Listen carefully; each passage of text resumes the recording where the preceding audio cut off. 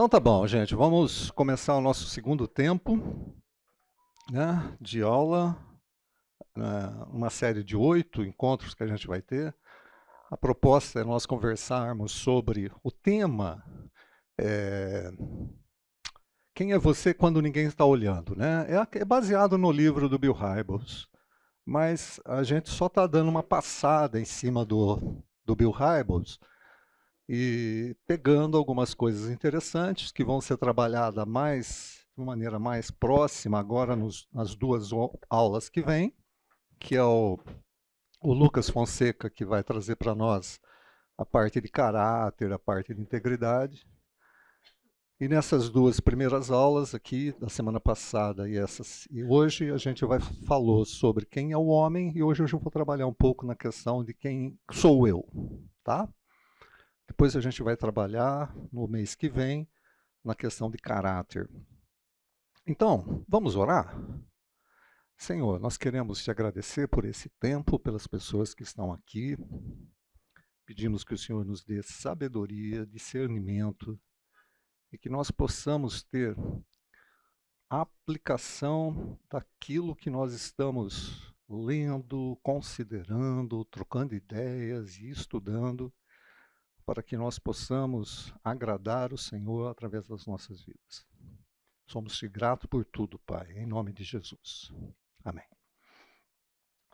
Então vamos lá. Semana passada nós começamos Quem é o Homem, falamos um pouquinho a respeito do Salmo 8, vimos alguns pensamentos históricos, vimos como Sócrates pensava, Platão pensava, Aristóteles pensava, Plotino, Rousseau. Vimos a questão do humanismo, a questão do naturalismo, vimos a ideia do darwinismo social de Herbert Spencer, e depois nós falamos um pouco sobre Marx. Aí entramos na questão de quem é o homem segundo as Escrituras. Quando a gente está trabalhando na pergunta quem é o homem, a gente naturalmente vai trabalhar na questão antropológica, ou seja, antropologia é uma ciência, né? É uma área da área científica a fim de definir quem é o homem.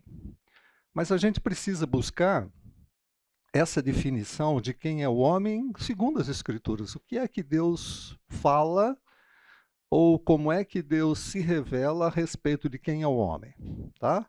Aí nós vimos alguma coisa relacionada com Romanos 12, a nossa mente tem que ser diferenciada, nós temos que ter um conhecimento, uma renovação de mente, porque se nós acreditamos que as Escrituras é a revelação do Deus Criador, nós precisamos entender o que é que esse Deus Criador fala que nós somos.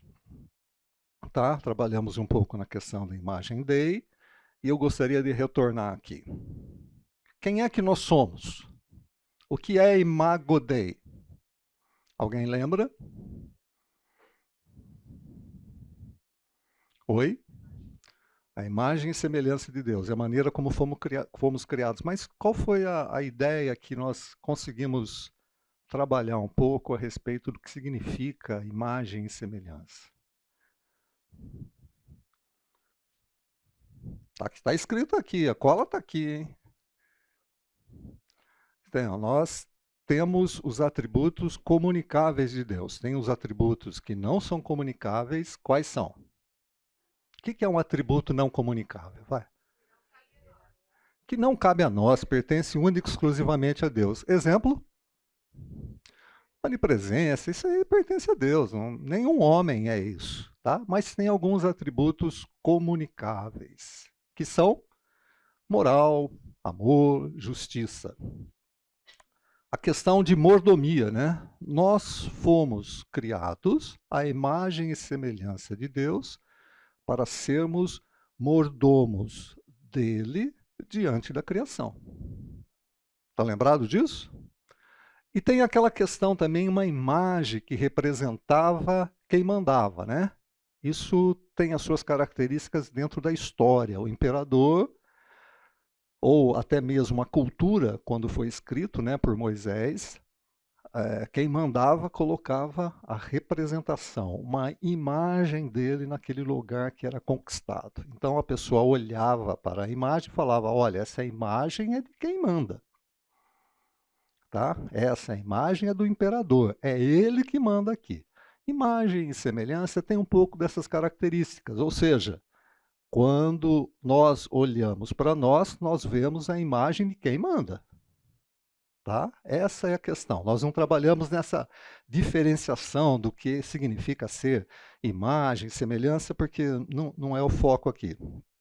Vimos alguns textos lá de Gênesis, trabalhamos um pouco aquela questão aonde nós nos permitimos inferir algumas perguntas para o texto sem ferir a revelação concreta do texto. Isso é tranquilo, tá bom, gente? Quando você tem o texto e o texto não está muito claro, você pode fazer algumas perguntas para o texto, você pode fazer algumas inferências no texto, desde que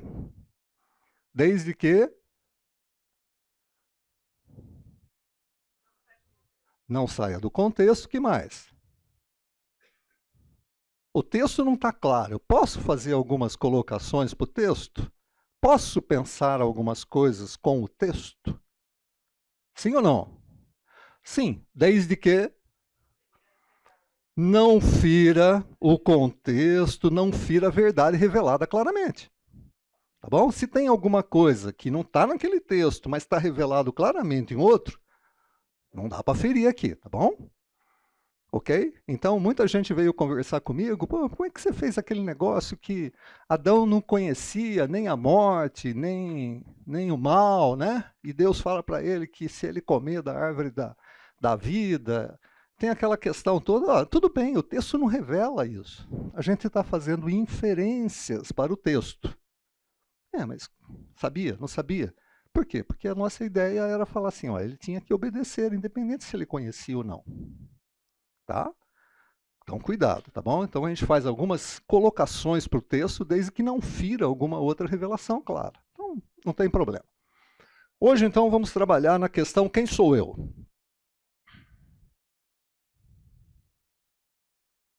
A nossa digital. Quem sou eu?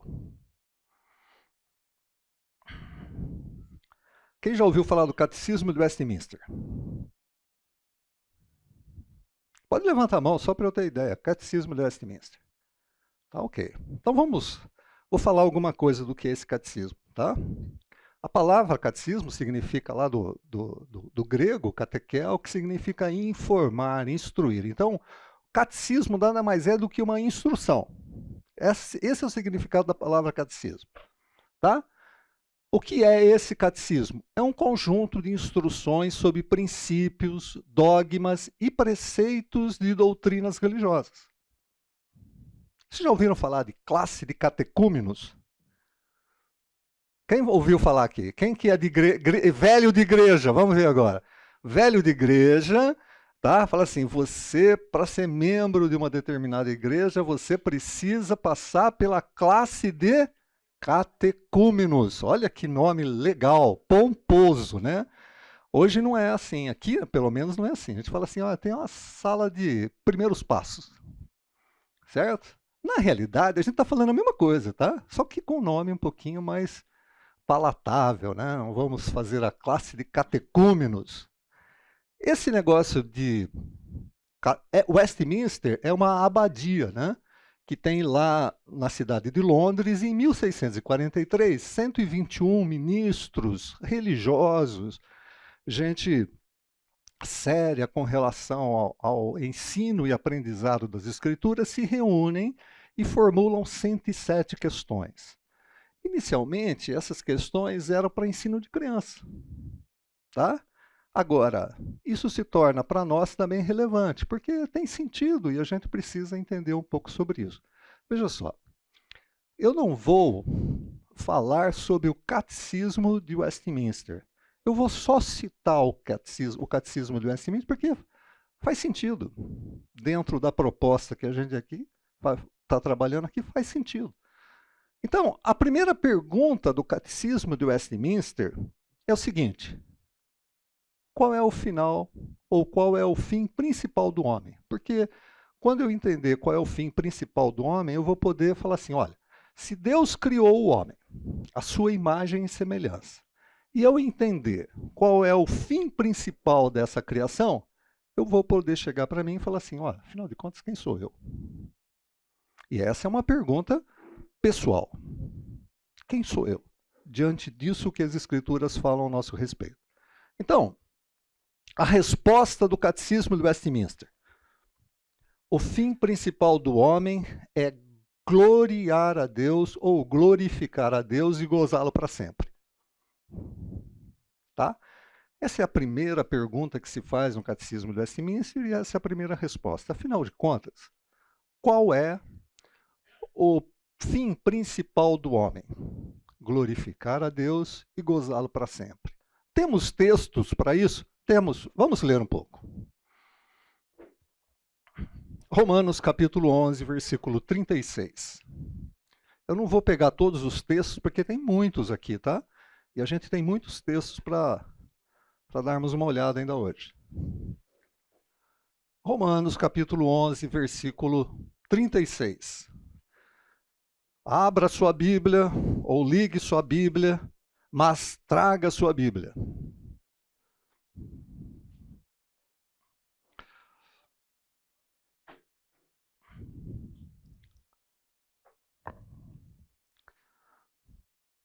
Romanos 11, 36. Quem lê, por favor? Pois dele, por ele e para ele são todas as coisas. A ele seja a glória para sempre. Amém. Pois dele, por ele e para ele são todas as coisas. Portanto, A ele seja a glória. a ele seja a glória para sempre. Então, todas as coisas devem glorificar a Deus, evidentemente que nós temos que fazê-lo. Efésios, capítulo 1, versículos 5 e 6.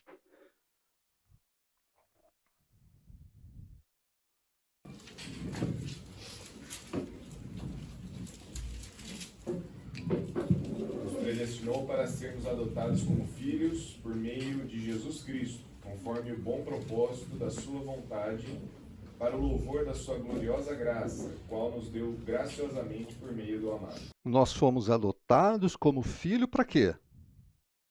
Para o louvor da sua glória, da sua graça. Tá? Esse é o propósito. Que mais? Vamos pegar Isaías 61, 3.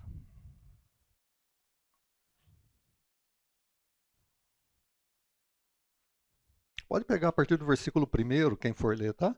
Isaías 61, de 1 a 3. O Espírito do Senhor Deus está sobre mim, porque o Senhor me ungiu para pregar boas novas aos quebrantados. Enviou-me a curar os quebrantados de coração, a proclamar libertação aos cativos e a pôr em liberdade os algemados, a apregoar o ano aceitável do Senhor e o dia da vingança do nosso Deus, a consolar a todos os que choram, e a pôr sobre os que em Sião estão de luto uma coroa em vez de cinzas, óleo de alegria em vez de pranto, veste de louvor em vez de espírito angustiado, a fim de que se chamem carvalhos de justiça plantados pelo Senhor para a sua glória. Carvalhos de justiça plantados pelo Senhor para a sua glória. Então, o fim, podem pegar outros textos, tá bom? Então, o Catecismo de Westminster é legal quando ele fala isso. O homem foi criado com a finalidade principal de glorificar, honrar a Deus e viver para sempre gozando os benefícios desse Deus. Esse é o fim primeiro e principal do homem. Dúvidas? Perguntas? Colocações? Acréscimos? Não? Tudo bem. Então vamos lá. Vamos tentar definir o que significa glória. Por quê? Porque é uma palavra meio complicada da gente definir. Tá? No hebraico, a palavra é a palavra kabod, que significa peso ou dignidade. Quando ela foi traduzida do hebraico para o grego na Septuaginta, adotou-se a palavra opinião e a palavra reputação para traduzir a palavra peso, dignidade.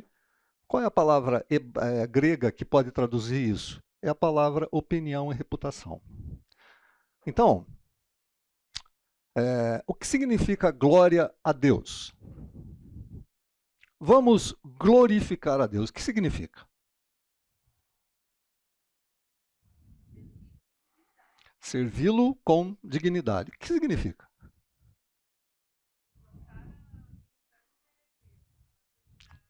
Ok. O que significa exaltar? Colocar no lugar devido. O que mais? Então, você tinha falado? Servi-lo com dignidade. Glorificar a Deus? Sim. Exaltar o nome de Deus, colocá-lo no lugar devido. O que significa? Como é que eu faço isso? Como é que eu coloco Deus no lugar devido? Eu reconheço a soberania dele como criador de tudo, de todas as coisas, do homem. Ok. Dá o crédito a ele. Dá o crédito a ele. Ok. O que mais? Eu acho que é viver de uma forma que reflita o que para ele é importante. Sim, está dentro da proposta. Sim, está dentro da proposta. Mas ainda, quando os reformadores, por exemplo, quando chegou na quinta solas, né? Solo Cristo, o quinto elemento das 5 solas, o que é? Glória deve ser dado somente a Deus. Por que eles falam isso? Sim, mas o que estava acontecendo naquela época para eles carimbarem isso? Assim, de uma maneira geral, tá? Parece que houve um consenso entre os reformadores para carimbar isso. Somente a Deus deve ser dado glória. Tinha acabado. Os caras falaram assim, ó, esse negócio aqui não é assim não, cara. Se a gente tiver que honrar, se a gente tiver que colocar um peso devido, nós não podemos colocar nem na santidade eclesiástica, muito menos na periferia. Nós temos que honrar com dignidade única e exclusivamente a Deus, não aos homens. Por exemplo, a glória de Deus encheu o santuário. O que significa isso? Ó, presta atenção, hein? Você está lá no santuário ou você está vendo alguma coisa acontecer no santuário. A glória de Deus encheu o santuário. Parece que a palavra ali deve ser até Shekinah, não é nem essa palavra kabod. A glória de Deus encheu o santuário. O que é isso? A percepção da presença de Deus. Como é que você faz isso? Você está aqui, ó. Como é que você tem a percepção da presença de Deus? Isso é uma coisa espiritual, né? Não é física, né? Uma ação sobrenatural, né? Sim, mas o que vocês acham? O que aconteceu naquele lugar para as pessoas falarem assim, nossa, a glória de Deus encheu o tabernáculo, encheu o templo? Quando a gente é pequena, a gente aprende que é um negócio tipo nuvem. Ué, mas isso também tá ligado, né? Porque no Antigo Testamento, a aparição de Deus estava ligado com o quê? Fenômenos naturais, relâmpagos, trovões. O que o povo, quando chegou no monte, o que o povo falou para Moisés? Ó, fala você com o cara. Porque a gente, se a gente chegar perto desse negócio aqui, eles ficaram com medo. Por quê? Fenômenos naturais aconteciam e eles ficaram com medo de se aproximar do monte. Por quê? Porque era a presença de Deus. Mas acho que não está relacionado também à fé. Por exemplo, se ela conversa cheia da presença de Deus. Talvez um incrédulo vai entrar lá e vai falar, eu não estou sentindo nada. Ou até mesmo a questão dos fenômenos naturais. Sim, eu sei. Então a gente poderia falar assim: a glória de Deus está presente no nosso meio? Através da fé, sim. Eu não estou vendo nada aqui, eu não estou vendo brilho, não estou vendo relâmpago, não estou vendo... Alguém está vendo? Pô, pode ser que eu não esteja vendo. Certo? Mas a presença do Senhor está no nosso meio? Sim. Fé e revelação das Escrituras. O Espírito Santo está presente. É onde o Espírito Santo está presente, tem a glória de Deus. Está tudo bem. Mas tem algumas coisas relacionadas com a glória de Deus que parece que são visíveis. A gente vai ver um texto aqui, mas eu quero citar antes, né? Vou adiantar a matéria. Transfiguração. O que os caras viram na transfiguração? Pedro, Tiago e João. O que eles viram? Além de Moisés e Elias, né, que já é um negócio, já é surpreendente. E no texto me surpreende o seguinte: como é que eles sabem? Como é que eles sabem, né? Que eles viram? Como é que eles sabem isso, cara? Aprenderam na escola dominical. Então, eles viram alguma coisa diferente. Eles viram um brilho. Eles viram alguma coisa diferente, né? Moisés, quando volta de receber os 10 mandamentos, a face de Moisés estava diferente. Certo? Tanto é que Paulo vai dizer que ele cobria com véu porque alguma coisa estava desvanecendo. Certo? Alguma coisa estava desvanecendo. Não era fé, porque ele continuou firme, mas alguma coisa no rosto de Moisés estava desvanecendo. Então ele cobriu o véu para que o pessoal não percebesse. Então parece que tem alguma coisa que é visível, não é? A glória de Deus, além dessa definição, parece que tem algo que é visível. Tudo bem aqui? Sem problema? Vamos caminhar um pouquinho. Vamos ver a glória do Pai em Jesus. João capítulo 1, versículo 4. Aquele que é a palavra, porque João lá no início está dizendo, e a palavra se fez... João capítulo 1, versículo 1. Quem pode ler? No princípio era o verbo, e o verbo era Deus, o verbo estava com Deus. Essa questão de verbo é a palavra. Então, versículo 14, ele vai dizer, aquele que é a palavra tornou-se carne e viveu entre nós. Vimos a sua glória, glória como unigênito vindo do Pai, cheio de graça e verdade. Nesse caso específico, a glória que era visível no tabernáculo, de alguma maneira era visível no tabernáculo, na pessoa do Senhor Jesus, era Ele mesmo, a própria glória tabernaculando entre nós. Andando entre nós. Era a glória do tabernáculo. Mas agora revelado na pessoa do Senhor Jesus. Hebreus capítulo 1, versículo 3. O Filho é o resplendor da glória de Deus, a expressão exata do seu ser, sustentando todas as coisas por sua palavra poderosa. Depois de ter realizado a purificação dos pecados, ele se assentou à direita da majestade nas alturas. Então, quem é Jesus? O que é resplendor? Que reflete. Jesus é aquele que reflete perfeitamente a glória de Deus. Então,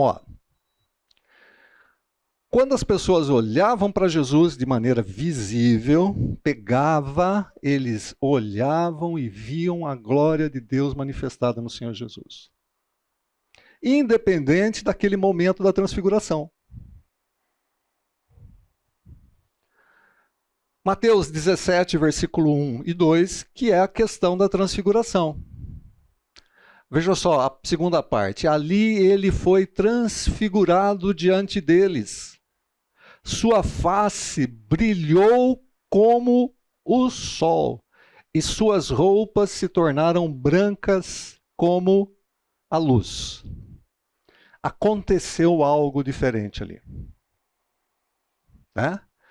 O rosto de Jesus brilhava e as vestes ficaram brancas como a luz. Ok, essa é a glória do Pai em Jesus, tá? Vamos continuar um pouquinho mais. Vamos ver Deus sendo glorificado. Deus sendo glorificado. Vejam só em Lucas 2:20.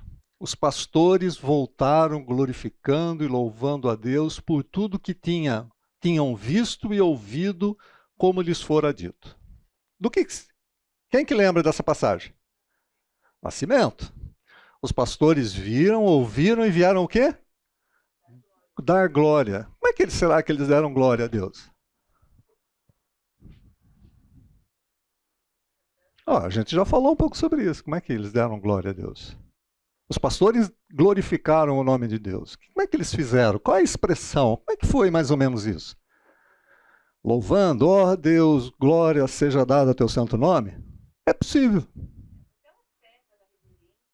Certo? Mas eles glorificaram a Deus. Vejam lá, Lucas capítulo 5, versículos 25 e 26. Imediatamente ele se levantou na frente deles, é um milagre que acontece. Tá? Imediatamente ele se levantou na frente deles, pegou a maca em que estivera deitado e foi para casa louvando a Deus. O paralítico curado pega a maca e vai para casa louvando a Deus. Louvor é mais fácil da gente entender o que é? Falando as qualidades de Deus. Todos ficaram atônitos e faziam o quê? Glorificavam a Deus, cheios de temor, dizendo, hoje vimos coisas extraordinárias. Então, parece que louvor e glória são coisas um pouquinho diferentes, mas parece também que são feitas ao mesmo tempo. Outro milagre. Ele se levantou, sentou-se, começou a conversar e Jesus o entregou à sua mãe. O que era essa passagem? Estão lembrados? Lucas 7, dá uma olhada lá. Lucas 7. O filho que tinha morrido. Dá uma olhada lá. Lucas 7.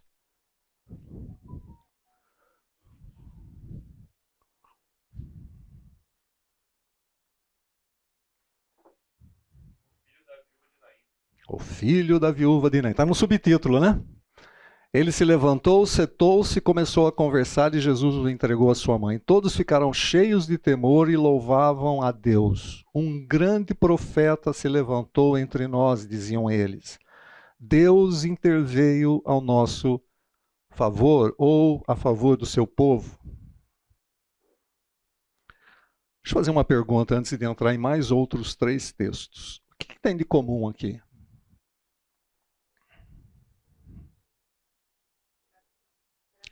Ok. De uma maneira geral, gratidão, louvor e glorificação. O que mais? O que tem em comum aqui? Oi? Uma reação. Reconhecimento. Do quê? De coisas extraordinárias. E como é que eles tiveram essa percepção? Sim. E como é que eles viram o milagre? Viram com os olhos. Eu entreguei, né? Eu fiz a pergunta e entreguei a resposta. O que aconteceu foi que eles viram. Viram? Opa, tá vivo aqui, ó.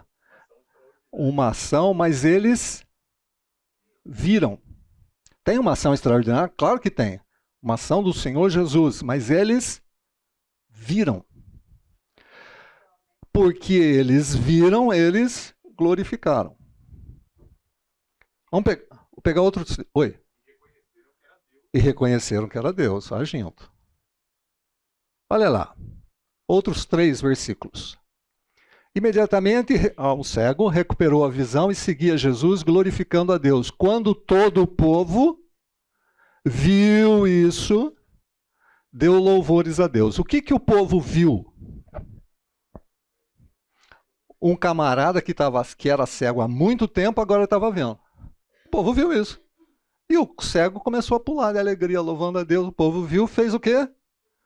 Glorificou a Deus, deu louvores. Até o cego. Lucas 17, 15 e 16. Um deles, quando viu que estava curado, voltou louvando a Deus em alta voz, prostrou-se aos pés de Jesus e lhe agradeceu. E este era samaritano. O que aconteceu com esse samaritano? Foi curado, mas o que aconteceu com ele? Viu que tinha sido curado. Então ele viu que tinha sido curado, foi fazer o quê? Glorificar a Deus. Mateus 15, 30 e 31. Uma grande multidão dirigiu-se a ele, levando-lhes os mancos, os aleijados, os cegos, os mudos e muitos outros, e o colocaram aos seus pés e ele os curou. O povo ficou admirado quando viu, mas eles viram o quê? Que os mudos estavam falando, que os aleijados estavam sendo curados, e que os mancos estavam andando, e que os cegos estavam vendo, e louvaram o Deus de Israel. Então eles viram. Aconteceu um milagre, as pessoas viram o que aconteceu, e por causa desse fato eles louvavam a Deus. Tudo bem? Tranquilo aqui? Professor, é o seguinte, nessa questão de milagres, de fenômenos de milagre, né, Jesus propriamente ele entra em cena para fazer esses milagres no contexto ali para os judeus. Sim. Se não tivesse milagre, né, digamos, uma pergunta meio complexa, se fossem os milagres, será que as pessoas iriam criar temor, iriam louvar, iriam glorificar a Deus só com a palavra? Vocês ouviram o que ele perguntou? Olha, ele perguntou assim, Jesus fazia milagres, as pessoas viram e glorificavam a Deus. As pessoas glorificariam a Deus se não tivesse milagres, única e exclusivamente pela palavra do Senhor Jesus? Que já seria o suficiente? Sim ou não? João fala que os milagres foram registrados para que a gente cresça. Ok, é verdade. E agora a gente não precisa porque a gente tem a palavra revelada. Ok. E eu não preciso dessa manifestação do Pai. Eu preciso crer no que ele diz. Ok. Ainda que ele possa fazê-lo, né? Ainda que ele possa fazer alguns milagres do jeito que ele quer, quando ele quer, com quem ele quer e onde ele quer, eu tenho a palavra e eu tenho que crer no que a palavra está revelada. Agora, a pergunta que ele fica é uma inferência à situação. Ele fala assim, e se não tivesse tido milagre? Teria tido conversão? Teria o nome do Senhor glorificado? Tem algum texto que diz que isso não teria ocorrido? Professor, só colocando mais um pouquinho, assim, lá na frente, propriamente na frente, quando você vê Jesus estreitando a mensagem mesmo de salvação, de correção, de doutrina, de estreitando o caminho, você vê que esses mesmos aí sumiram. Sumiram? Se afastaram. Propriamente na cruz você vê ali pouquíssimas pessoas ali fiéis. Né? Então, pela analogia que eu entendo aí, eu acredito que é importante, mas as pessoas estão dando muito ênfase aos fenômenos espirituais nesse sentido, milagres hoje. Nos dias odiernos também, esquecendo, né, da priori que é Sim. a palavra, a conversão feita pela palavra, não por uma experiência sobrenatural, digamos assim, que lógico, apesar que a salvação é sobrenatural, né, é uma aceitação feita através do Espírito Santo, mas, porém, hoje as religiões vendem muito essa ideia de milagre, né? Sim. Tá muito fora das escrituras, né? Tá verdade, tá? Agora, voltando à questão, eu acho que a gente está entrando numa, assim, a gente já está colocando a palavra se, né? Se não tivesse isso, eu não sei. Não tem texto que fala, as pessoas glorificavam porque Jesus, sabe? Não tem um texto, pelo menos não estou lembrando aqui.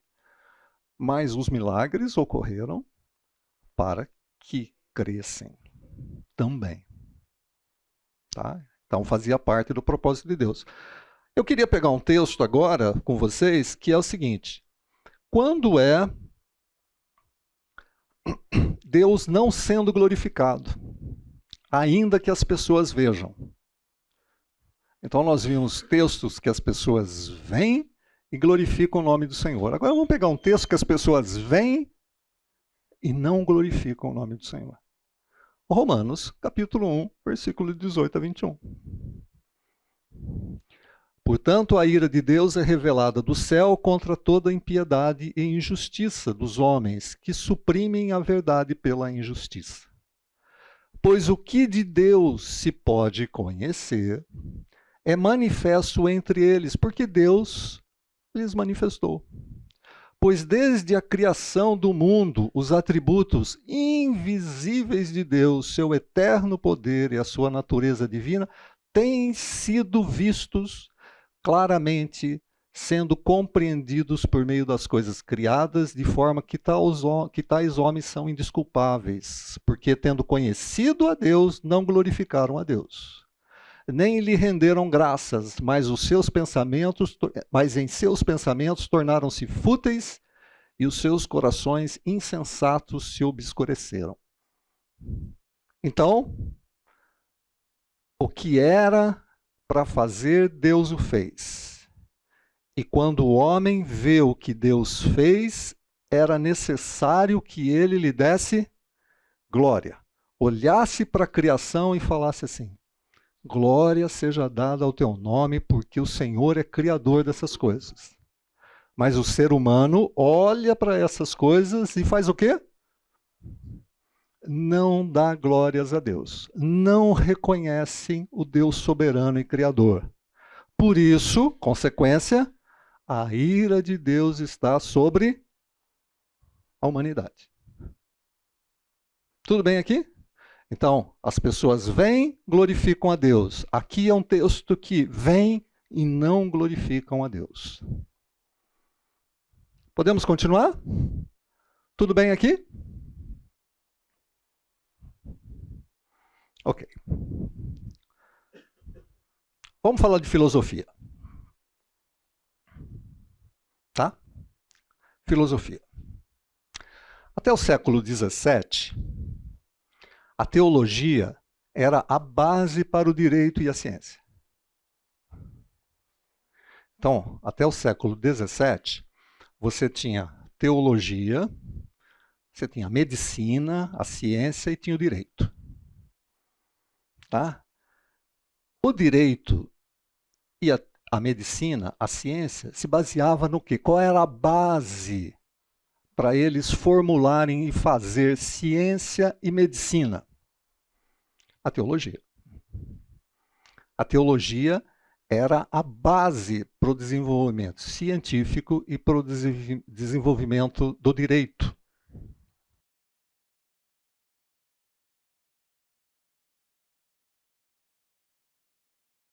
Vamos falar um pouco sobre filosofia. Então, o que aconteceu no século XVII, que é fruto do iluminismo, que é fruto daquela reação à Idade Média, é que a teologia, que era a ciência que era a base do estudo para medicina e direito, ela sai de cena. E a ciência começa a dizer o seguinte, através do próprio Newton: com a revolução científica, a teologia sai do fundamento e no seu lugar entra o princípio da causalidade. Uma dependência causal entre dois eventos, ou seja, a causa e o efeito. Tá? E sai de cena a teologia. Então presta atenção. Immanuel Kant, de 1724 a 1804, ele está olhando, é um pensador, é um filósofo, e ele está olhando e vê assim, ó. A Europa, estou falando da Europa, tá? A Europa tirou Deus da ciência. Tá? Depois nós vamos ver uma crítica muito forte do Nietzsche. Tirou Deus da ciência. Mas se tira Deus da ciência, A ideia, sabe uma pilha de latinha, de cerveja, alguma coisa você tira de baixo? O que acontece com a de cima? Vai caindo. Quando você tira Deus da ciência, como é que você pode manter Deus na ética? Tá? Você tira Deus da ciência, mas como é que você mantém Deus na ética? Na moral. Mas como é que você faz moral e fala sobre ética tirando Deus? É um pepino esse negócio aqui. Aí Immanuel Kant, que escreve a Crítica da Razão Pura, ele vai trabalhar na seguinte questão: temos que resolver essa questão. Como é que a gente faz ética sem Deus? Aí ele vai trabalhar na questão do imperativo categórico. O imperativo categórico é aquele negócio assim: faz porque tem que fazer. Sabe, a mãe falando? Né? A mãe fala para o filho uma coisa: faz isso, menino. E o filho faz o quê? Por quê? E a mãe fala o quê? Porque eu mandei e acabou. Essa é a ideia do imperativo categórico, né? É a palavra da mãe. Mandei e acabou. Ou o pai, né? Mandei e acabou. Faz. Tá? Então o Kant vai falar assim: olha, o negócio é o seguinte. Para a gente trabalhar com essa questão de ética e moral, a gente tem que fazer o imperativo categórico. Pronto. Vamos tirar Deus, tá? Como base, como princípio, e vamos estabelecer o princípio categórico. O imperativo categórico. Então, ele formula 3 teses interessantes sobre essa questão, assim como a ciência trabalhava, especificamente Newton, trabalhava com postulados científicos. Então ele diz assim: olha, como é que eu posso trabalhar na ética independente de Deus? Ó, age como se a máxima de tua ação devesse ser transformada em lei universal da natureza. Então, ó, haja de tal maneira que tua ação seja tão legal que vai ser transformado como uma lei natural. E aqui ele não está entrando na ética da teologia. Ele só está falando na ação sua. Age de tal maneira que trates a humanidade, tanto na tua pessoa como na outra pessoa, sempre com um fim e nunca como um meio. Então, haja de tal forma que você trate a pessoa sempre como um fim. Você olha para a pessoa e vai tratar a pessoa como um fim, e não como um meio. E a terceira formulação dele: haja como se a máxima de tua ação devesse servir de lei universal para todos os seres racionais. Ou, em outras palavras, faça alguma coisa que você quer que os outros façam para você. Então, ó, ele estabelece 3 leis, ele tira a teologia. Tirou a teologia. Como é que você vai montar a ética? Você não tem mais teologia para montar a ética. Então, quais são os princípios que eu vou ter agora? Haja como se a tua máxima ação fosse uma lei universal, de tal maneira que você pense no outro. Age como se a tua ação devesse servir de lei universal para todos os seres racionais. Tudo bem. Por quê? Porque a ciência tinha tirado Deus da equação. É muito interessante, eu vou mexer com a Karma agora um pouquinho. Tá quietinha, né? Tá quietinha no cantinho dela. De vez em quando eu gosto de estudar matemática à noite. Eu sento lá e a Regina passa: o que você está fazendo? Estou estudando matemática. Não tenho mais o compromisso de fazer prova, só de aprender matemática. É a coisa mais gostosa que tem. Você sente isso, Carmen? Ou não? Já ficou também?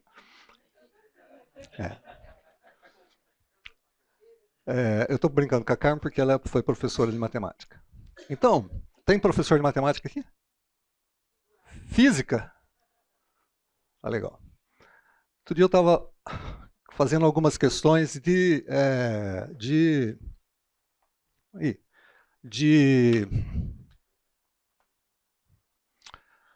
figuras. Aí, tá, é ruim, eu sou ruim aqui nessa questão aqui, tá?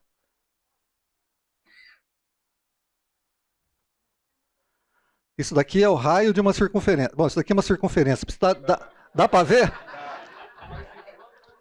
Dá para ver que é uma circunferência?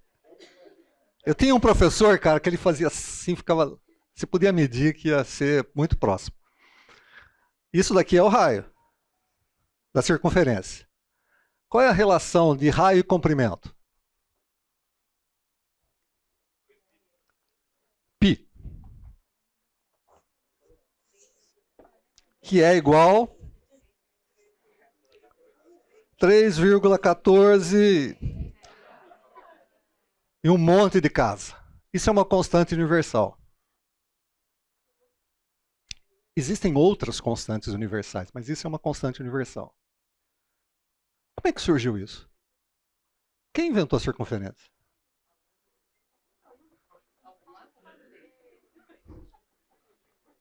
Como é que surgiu a relação entre comprimento da circunferência e raio da circunferência?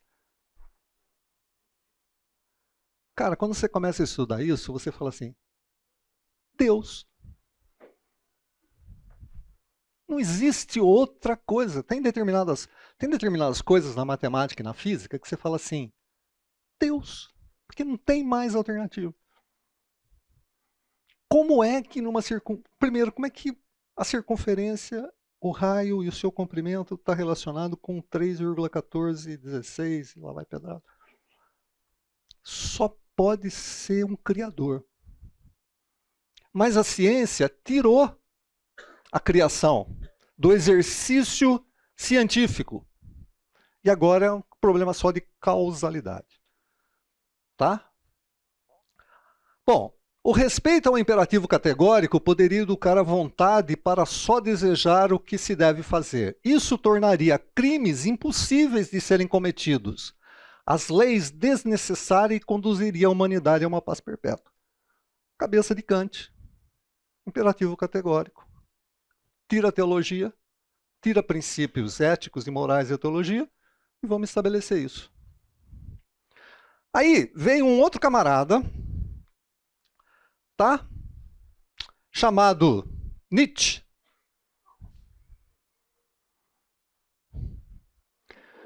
Se tiramos Deus da ciência, por que não tirar Deus da ética? Nietzsche falava assim, olha, nós conseguimos tirar Deus da ciência, mas a gente sente o cheiro de podridão de Deus na ética.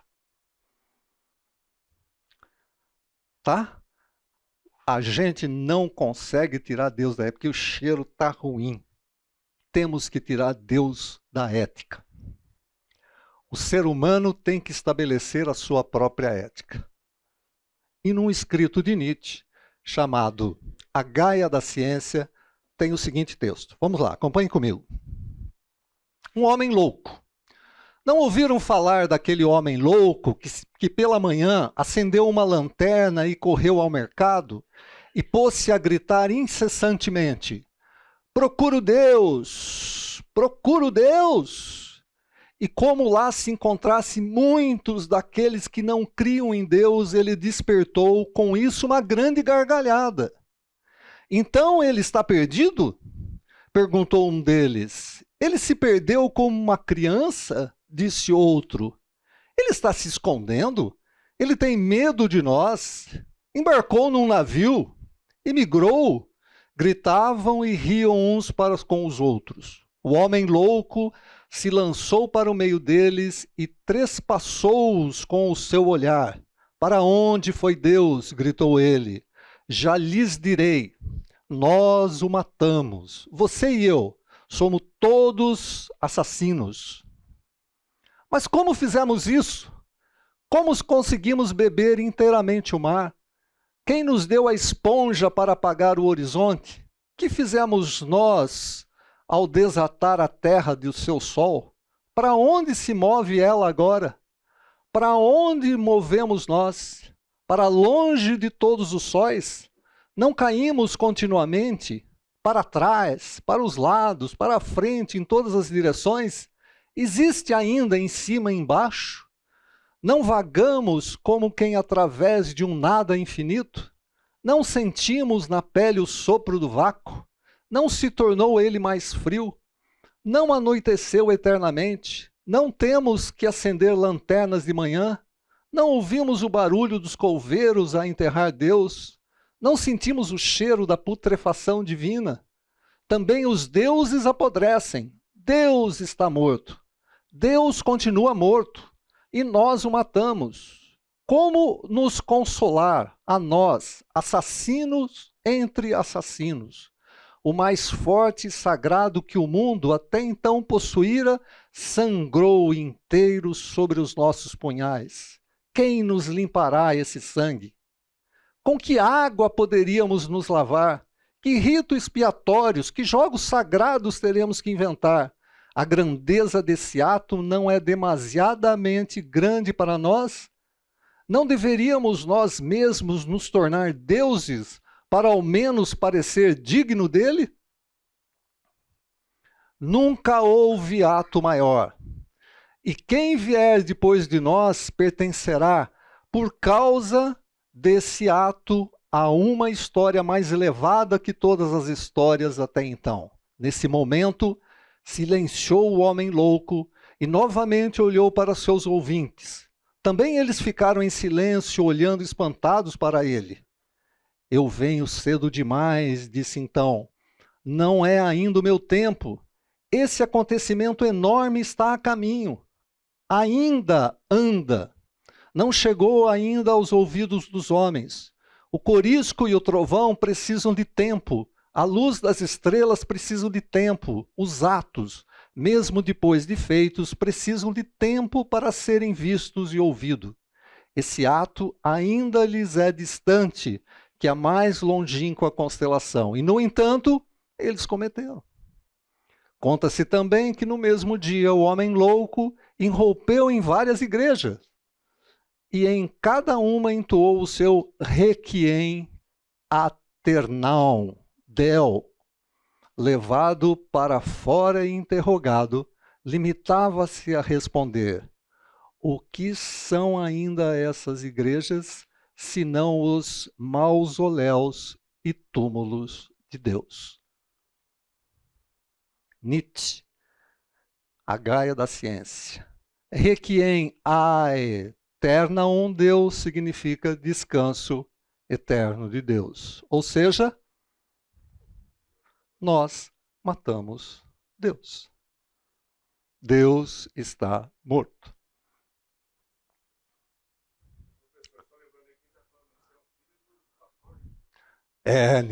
Nietzsche. Aliás, esses filósofos alemães, eles eram todos de origem protestante. Tá? Todos de origem protestante, inclusive Nietzsche. Então Nietzsche está olhando e ele está falando, gente, tem que tirar Deus da ética também. Deus está morto. E como é que a gente faz um troço desse? Como é que você tira Deus da ética? É complicado, né? Complicado. Então, tem algumas coisas interessantes. Então, é assim, frases que a gente ouve. Por que é que eu tenho que fazer o que está certo? O que é certo? Por que é que eu devo fazer o que é certo?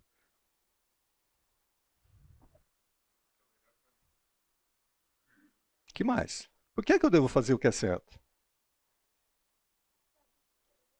Oi?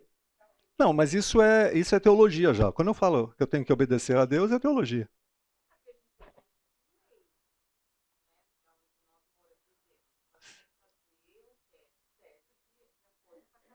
Sim, mas essa lei é baseada em alguma coisa. Essa lei que se estabelece, ela tem uma origem. Normalmente, o nosso modelo de lei é um modelo romano, tá? Que está baseado no modelo escriturístico. Então, por que é que eu tenho que fazer o que é certo? Porque eu quero... Bom, isso aí já é Kant. Legal. Eu tenho que fazer o que é certo porque eu quero receber o que é certo. Isso é Kant. Eu tenho que fazer o máximo para o indivíduo para receber o máximo do outro indivíduo. Tirei a teologia. Por que eu tenho que fazer o que é certo? Porque o que é certo tem que ser feito. O que é certo? O que é que é certo? O que é certo e o que é errado? Claro. É óbvio.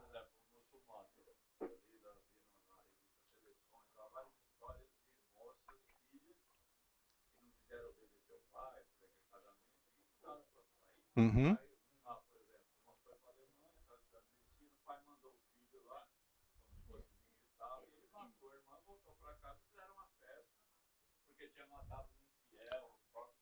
Ok, eu concordo plenamente. O conceito certo, exato, o conceito de certo e errado é extremamente relativo, certo? Por quê? Porque você tirou o conceito divino. Quando você tira o conceito divino, tudo é relativo. Então eu tenho que fazer o certo porque é certo, mas o que é certo? Tirei a teologia. Quando eu tiro a teologia, eu mato Deus e, consequentemente, tudo ficou relativo. Vocês já ouviram essa frase hoje em dia? Por que é tudo relativo?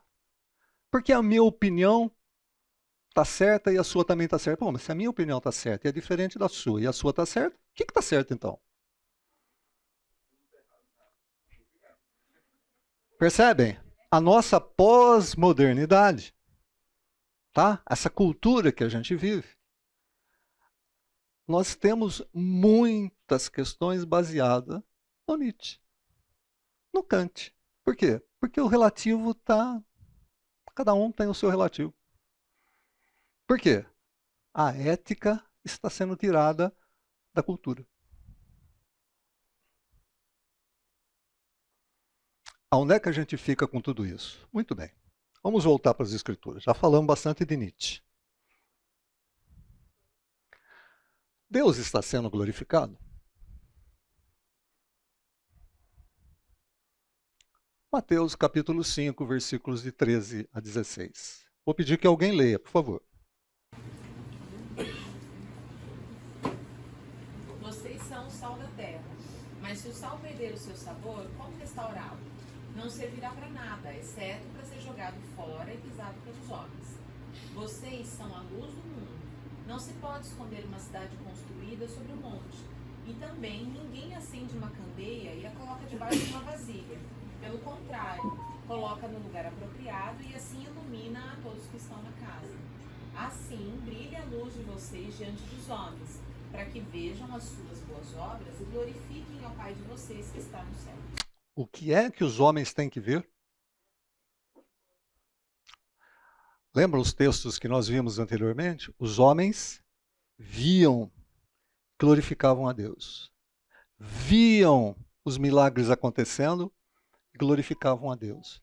Viam a pessoa do Senhor Jesus e glorificavam a Deus. Viam, ouviam algumas coisas relacionadas com a promessa e glorificavam a Deus. Agora a coisa está aqui, ó. Vocês são sal da terra e luz do mundo. Essa luz, eu nem vou trabalhar com o sal da terra porque quero falar com a luz do mundo para que a gente comece na questão de caráter e integridade com Lucas a semana que vem. Vocês são a luz desse mundo. Luz. Não pode se acender uma candeia e colocar debaixo da cama. Por que você acende uma luz? Para iluminar. Certo? A luz de vocês tem que brilhar diante dos homens para que vejam as suas obras.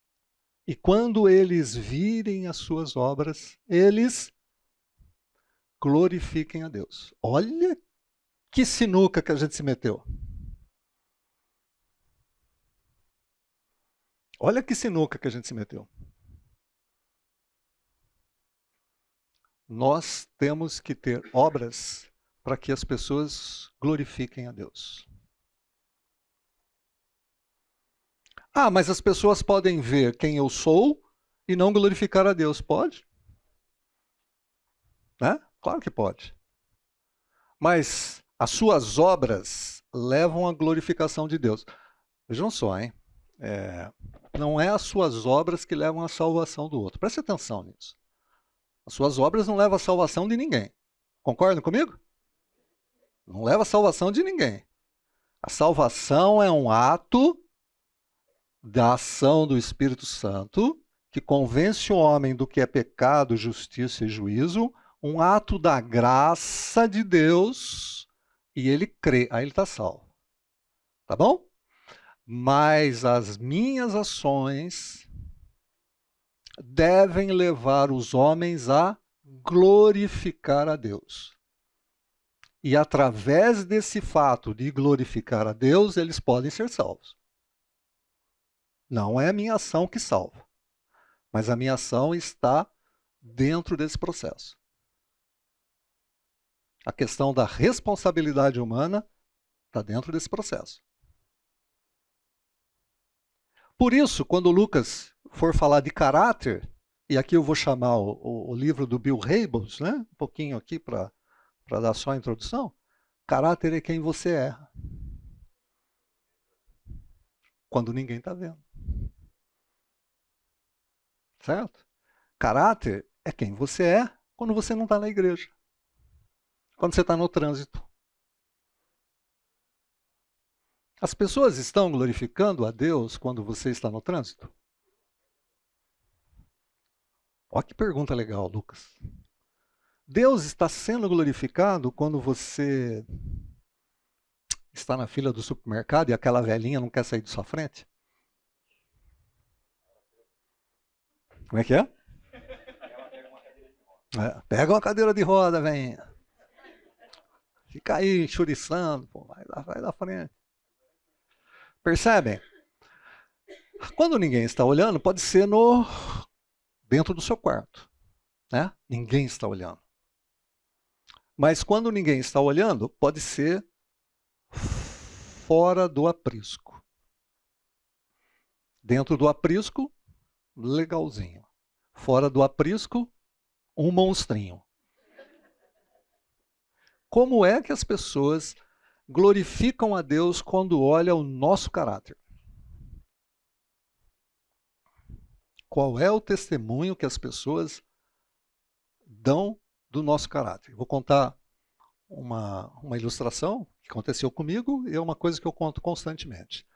Eu estava pregando numa igreja e naquele dia especificamente uma pessoa que a Regina estava discipulando trouxe o marido.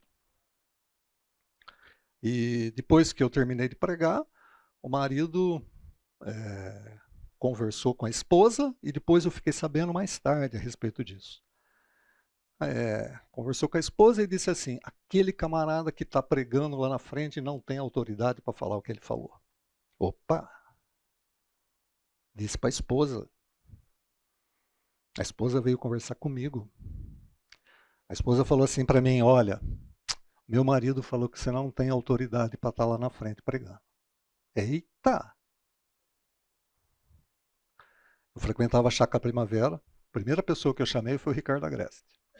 Ricardo, aconteceu isso. Não sei do que se trata. Não tenho a menor ideia do que se trata. Ricardo falou para mim assim: cuida da sua integridade. A reputação não é problema seu. Estou íntegro. O que estão falando a meu respeito não é problema meu. Eu estou íntegro. Daniel, né? Tá lembrando de Daniel? Os caras mudaram o nome de Daniel. Cara, mudou o nome. Tudo bem. Problema de quem mudar o nome de Daniel? Os caras lá mudaram o nome. Agora, você vai comer da comida aqui. Não. Isso não. Isso é uma questão de integridade.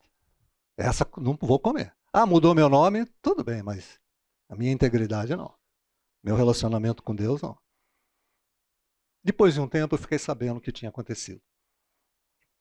Eu indiquei uma empresa para esse camarada e essa empresa que eu tinha indicado fez uma tramóia. Tá? Colocou mais pessoas na jogada, fez cobertura de orçamento, E eu não estou sabendo absolutamente do que se trata. Eu só indiquei essa empresa. Eu tinha prestado um serviço para ele e indiquei essa empresa. O problema é indicar a empresa, hein? Problema. Tem que tomar cuidado. Depois de um tempo, eu tive que prestar um serviço para esse camarada. Tá? Eu não toquei no assunto, porque para mim estava resolvido o problema. E no fim a gente ficou amigos. Ficamos amigos. Mas naquele dia, você não tem autoridade para estar aí na frente. Como é que as minhas ações podem complicar a glorificação do nome de Deus? E era a primeira vez que o cara estava vindo na igreja. E já de cara ele fala que eu não tenho autoridade. Já pensou? Confusão que está nessa mente. Como é que as pessoas estão olhando para a sua vida, para o seu caráter, para a sua integridade e falando assim, Deus seja louvado. Como é que as pessoas estão glorificando a Deus através do seu caráter, das suas ações? Gente, não dá para nós sermos cristãos, falarmos que somos cristãos e andarmos em conformidade com o nosso pensamento. Eu sou cristão, eu sou filho, eu sou salvo, eu tenho que andar em conformidade com aquele que deu o mandamento. Porque quem obedece os meus mandamentos esse é o que me ama. Não adianta você falar que mas você não faz. Não adianta. É uma questão de caráter. Um caráter transformado. A gente vai ver um pouco mais dessa questão. Porque a gente tem que olhar a nossa vida em função daquele que é perfeitamente Deus e perfeitamente homem. Então vamos ver depois como é que está a situação de alguns itens de caráter em conformidade com a pessoa do Senhor Jesus. Tá? Não dá para andar com o Pai e não querer as coisas do Pai. Lembrando do jovem que abandona tudo, né? Tenho que querer as coisas do Pai e andar em conformidade com as coisas do Pai. Professor, esse modelo judaico-cristão, ele confronta muito a gente, né? Ele confronta porque a gente tem que ter uma conversão genuína e verdadeira, partindo do princípio de um encontro verdadeiro com Cristo, para que a gente possa ser sal da terra, ser luz do mundo, porque pode ser um peso para muitos. Ser sal da terra e luz do mundo é peso, não é fácil. É você dar um bom testemunho no meio de uma sociedade, no meio da família, no meio do nosso habitat natural. Ser sal da terra e ser luz do mundo em dias atuais não é fácil. Esse modelo judaico-cristão que apresenta para nós de obedecer pela nossa natureza pecaminosa. Mas a gente tem, é verdade, mas a gente tem que agir em conformidade, não como Nietzsche, do tipo assim, olha, tira Deus da ética. Vocês já tiraram da ciência, tira da ética também. Não. Não, tem que ficar firme aqui. Deus não está morto, não. Tá? Deus está vivo. E eu tenho que dar testemunho disso. Assim como tantos outros passaram. Tá? Assim como tantos outros passaram. Dúvidas, colocações? Podemos orar então? Senhor, nós queremos te agradecer por esse tempo, pedir que o Senhor nos ajude a entendermos e vivermos em conformidade com tua palavra, para que as pessoas olhem para nós, glorifiquem o teu nome, não por sermos nós quem somos, mas pela ação da tua graça nas nossas vidas. Pedimos que o Senhor transforme o nosso caráter, que o Senhor trabalhe na nossa integridade, para que nós possamos honrar o Senhor. E é em nome de Jesus que nós oramos. Amém.